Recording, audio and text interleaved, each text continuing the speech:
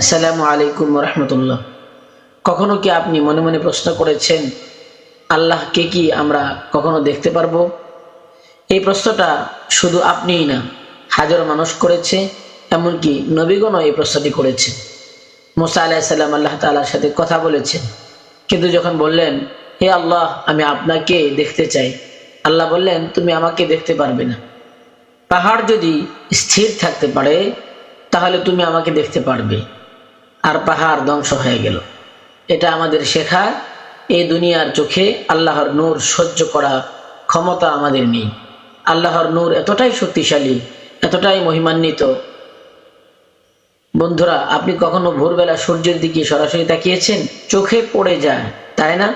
তাহলে ভাবুন, যিনি সূর্য সৃষ্টি করেছেন তার নূর কতটা মহান, কতটা চমৎকার। আল্লাহর নূরের সামনে পৃথিবীর আলো কিছুই না। এজন্যই এই দুনিয়ায় কেউ তাকে দেখতে পারে না।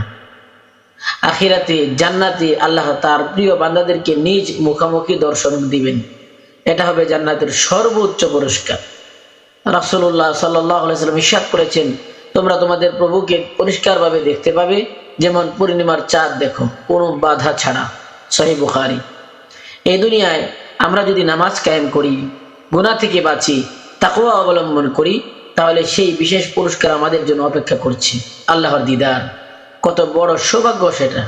সুবহানাল্লাহ।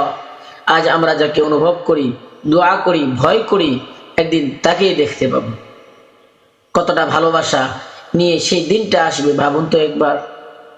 তাই আজই সিদ্ধান্ত নিন, আল্লাহর জন্য বাঁচবো, আল্লাহর জন্য কাঁদবো, এবং সেই দিনের অপেক্ষায় থাকবো যেদিন আমরা বলবো, আল্লাহ, আমি তোমার দিদার চাই।